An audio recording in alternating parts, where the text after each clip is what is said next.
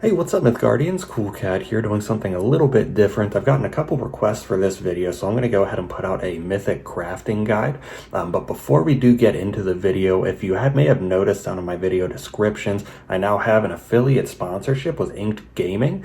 Inked Gaming is pretty much just going to be a one-stop shop for a multitude of different gaming needs, different things like custom art playmats, dice bags, mouse pads, and tons more stuff. So check out the link in the description down below. Use code CoolCatMG at checkout, save 10% off of your order, and help support me so that I can continue bringing you this MythGuard content. And make sure that you like the video and subscribe to my channel for more MythGuard content.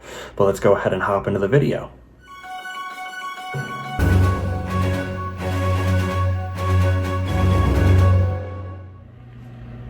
Alright, you guys, so hopping into this guide, everybody starts their new account with 2 mythic wildcards once you complete all of the beginner quests, and there's 99 mythic cards, so it's kind of a little overwhelming to know exactly what to use your mythic wildcards on to get the most bang for your wildcards or essence. So we're going to go ahead and cover 3 different options from each color. These are going to be the most widely used mythics in these colors. Of course, if you're looking to build something specific, there's always going to be something more niche and a more niche mythic, which if you have any questions about that, definitely ask me down in the comments and I'll be happy to help you there. Going into the actual guide, we're going to go ahead and start with the color yellow. Yellow has some extremely good mythics, starting off with possibly the best mythic in the entire core set. It's going to be Sapo the Devourer. So what Sapo does is he is a 7 mana, 3 yellow, pretty much just a stat bomb with some hard removal attached. You play this in front of one of their minions, it'll destroy the minion across from it and also on both sides of the Sapo, and it'll get +2/+2 for each minion that it destroys this way, leaving that 6/6 to be generally an 8/8, 10/10, or even a 12/12 if you're able to combo it with some of your tokens. And then it also does have warded, so it is immune to most removal effects. It does have a couple of weaknesses in different cards like Seal of Exile, Spirited Away, transform effects that aren't exactly destroy this minion type cards. So it does have some vulnerability. It also doesn't have overrun, so it is very easily blocked by things like Parser Recruits or just little chump blockers that you can throw down in front of it to kind of nullify Sapo. But there's a multitude of ways to give Sapo overrun in different spells, mostly in the color green and red. There's also a few in orange as well. But the ability to fully remove a minion, and then you can also go ahead and give it something like Rush with a Volition if you have the mana for it and the gems, it's a very, very strong card, probably one of the best mythics in the game, so it's definitely going to be a safe craft for you. And then next in the color yellow, this one is actually 2 different cards. So we have the 2 twins. These are 6 mana, 3 yellow gems, and then it adds the other twin to your hand at 1 play for 0 cost. So you play a 4/5 or a 5/4, depending on which twin you play. It'll add a 4/5 or the 5/4 respectively to your hand for 0 mana. While both twins are in play, they both get a little boost of overrun and regen 3. So they can be kind of hard to take down with regen 3, and then they are really good at getting through any small lines with the overrun. But it's just insane value. It's going to be a 9/9 for 6 mana spread across 2 bodies, so it's a little more difficult to remove. And if you do run both of these twins in your deck, then it's pretty much the only mythic that you can have a 2 of, essentially. But it's just really great tempo to get both of these out for 6 mana. And then with the additional benefits, once you have both of them out, it's going to make it hard to deal with for the opponent. And then the last mythic in yellow that I'm going to cover today is Zolea the Unclean. It's a 5 mana, 2 yellow gems, 1/5. It does have Lurker and it has energy effects. So the plus energy is going to give a minion Blight 1, which is just pretty much some soft removal. It'll essentially remove anything eventually, making it weaker and weaker every single turn. And then it has another effect where you can give a minion +3 attack, which is going to be really good. But the real strength in Zolea, if you're able to get there, is going to be the 6 energy cost brand, which makes the enemy lose 5 life at the start of every turn, pretty much putting them on a 2 or 3 turn clock, maybe even 1 or 2 turns, depending on what you're able to get done before you get that brand on.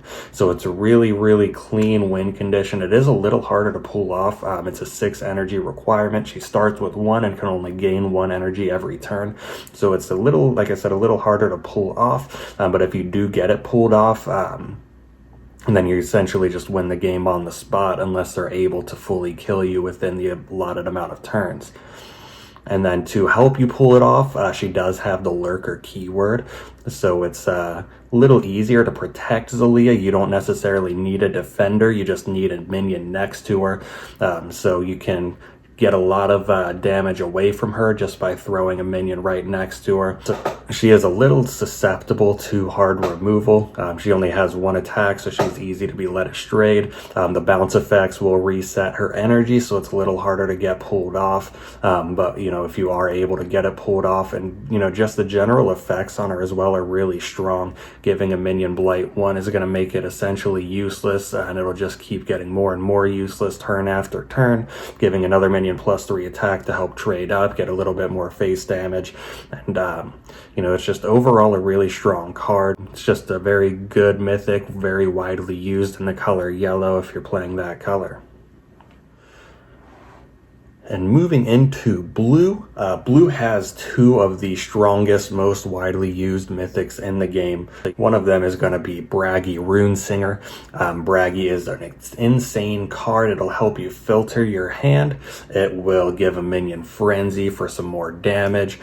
And you can also draw up to 3 enchantments from your deck. There's tons of enchantments in the color blue, so you're pretty much always going to be using either the Frenzy or the enchantments. There's never a dead turn with Bragi. You can always, you know, afford to cycle some cards out of your hand to make sure that you have something that you want.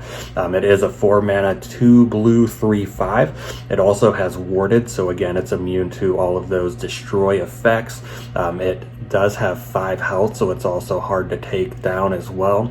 The ability to give another minion Frenzy the turn after you play Bragi is nuts. If they can't kill it that turn and you have something on board, then they're pretty much just going to be taking either a lot of damage or losing a lot of board control from a frenzied minion.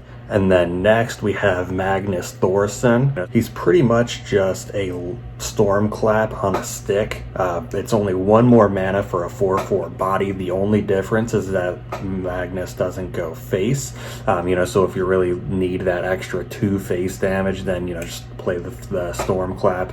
But generally that 2 face damage isn't going to mean too much. You're mostly focusing on that 2 damage to every enemy minion. So 5 mana, 2 blue gem, 4/4.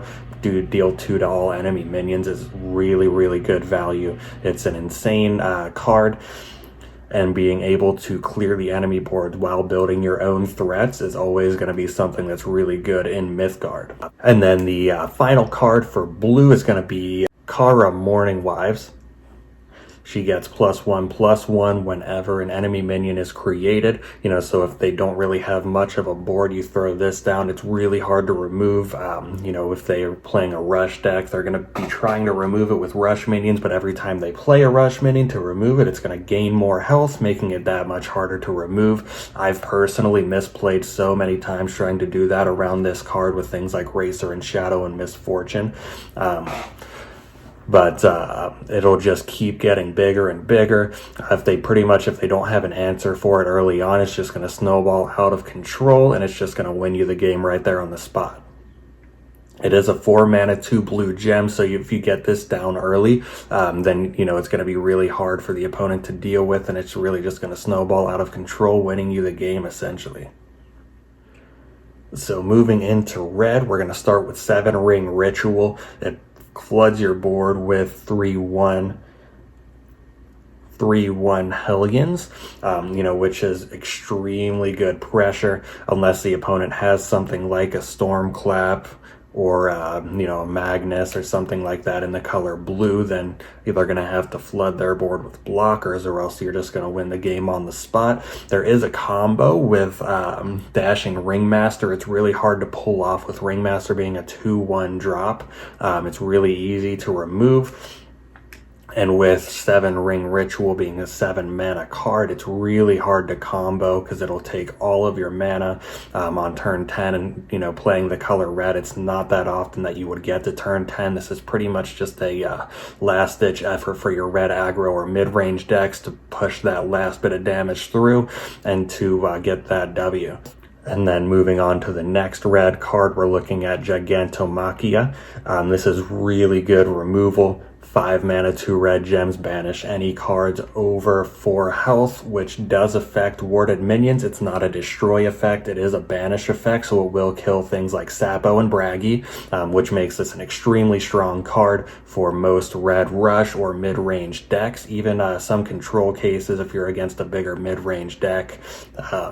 And this will just pretty much win you the game on the spot. Most times you can use this to even kill 1 minion and it'll still get plenty of value, because most minions with 4 or more health are going to be over 5 mana, and any mana additional that you get over 5 mana to destroy the enemy's minions is just value on your part, because you're going to be paying 5 mana to kill maybe 1 or 2, 6 or 7 mana cards, and that is insane tempo, that's insane value, and pretty much just a standard mandatory red mythic card.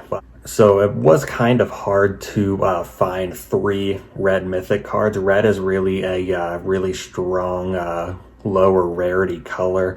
Most of its strongest cards are lower rarity. So I did go ahead and add in a Stairway to Hades into this list. It's not the strongest mythic. It is still a really strong card, don't get me wrong. But it's not going to be as widely used as some of our other options like Bragi, Sapo, or anything like that. But like I said, it's still a really strong card. One thing to keep in mind with this card, if the minion you play on this enchantment is a demon, it's not going to go off. It does have to be a non-demon minion. So your Sapos aren't going to trigger on this because Sapo is a demon. Your Wings of Abaddon isn't going to trigger on this. Or your Hellions from the 7-ring Ritual, those aren't going to trigger on this. But a lot of other really strong cards are. A lot of your other rush minions, like your Daring Trapezist, your Wyverns, are going to trigger on this, so you can run this into, a blocker, kill that blocker, get the minion back with Rush and Frenzy, and you'll just be able to swing face twice. And it's even just really strong with some of your later game bombs. You throw this down on the Stairway, and they pretty much have to kill it twice, or else you're going to be swinging face for a lot of damage twice next turn. So it's kind of a game-ending effect. Again, it's not as widely used as some of the other options in this, but it's definitely still going to be a safe craft. And moving into the color green, green has a lot of really good mythics. It was kind of hard to pick and choose 3 specific ones, but I did settle on these 3. So first we're going to start with Traitorous Murmur. This card's insane, 6 mana, steal an opponent's minion. This is essentially what it means. If you played any Hearthstone, it's similar to Mind Control, which is a 10 mana card that'll take up your whole turn in Hearthstone. In green, you also have different things like the Bald Mountain, where you can bring the Murmur back to your hand and play it again. And it's just insane value for 6 mana. Pretty much whatever your opponent just played is now yours. You can steal the enemy's Bragi, but one thing to keep in mind, the energy count does reset once you steal it for different minions like Bragi or Zolea. So definitely think about that before you steal their boys like that. And then the next we're going to look at in green is going to be Chort Stag. This is a very, very good card. 7 mana, 3 green gems, 8/8 with Overrun. One thing And you can also bring back a minion that's in your boneyard, so that'll give you a little bit more value in your hand size. And one thing to keep in mind here, it can only take 3 damage at a time in combat. In combat is kind of important because if you're using different spells like Sea Fire, then you can deal more damage than 3 because that's not technically in combat. But if you are trying to bring this down with minions, you can only deal 3 damage at a time, which is going to make this a pain to bring down. And an 8/8 with Overrun is extremely scary. It has a lot of good use in ramp and reanimator decks. It's also just a really good body to drop on curve. So if you are looking to play any green, this is definitely a safe craft. And then the next and last card in the color green is similar to the Chort Stag with a little bit of added extra, well, not added, but slightly different value. You're not going to be able to bring back a minion from your boneyard, but with Iku-Turso, you are going to essentially nullify an enemy minion. You play this in front of it. It's now a defender, so it can't attack, it can't move, it has immobile. So you're nullifying a minion and you're just going to be swinging a 10/10 overrun through it on your next turn, or even on the same turn with something like Volition. So it's just a really scary card to go up against. And definitely a safe craft in the color green. And moving into the color orange, orange doesn't have all too many widely used mythic cards, but I do have actually exactly 3, so it wasn't that hard to find the 3 colors that are the 3 cards that I would cover for this video. The first one is going to be Scion of Pride. It's a 4 mana, 1 orange gem, 4/4 with Overrun, and then it adds a Pride of Place spell to your hand, which you can use to transform a minion into a 4/4 lion spirit. And one of the greatest things about this is the Scion of Pride doesn't take damage from spirits. So if you play this, and then you can pretty much just use that transform effect on an enemy minion to get a free kill from your Scion of Pride, and it won't take any retaliatory damage or anything like that. And you can also actually use this to boost your own damage for some lethals. If you use it on one of your smaller minions, like on a 1/1 Parser Recruit, it'll turn it into a 4/4 and it can actually still attack. So basically the way that works is that it doesn't transform into a different minion. It just changes it to a 4/4 Spirit Lion, so it still has that ready to attack effect. It doesn't get any summoning sickness or anything like that. And then the next orange mythic we're going to cover is Armageddon Angel. This is a full board wipe with the added benefit of having a very, very strong minion left over on your side of the board. So it gets +1 strength or attack for each of your own minions that it destroys. And with orange being a very token heavy color, it's not too hard to destroy 2 or 3 of your own minions without feeling too bad about it.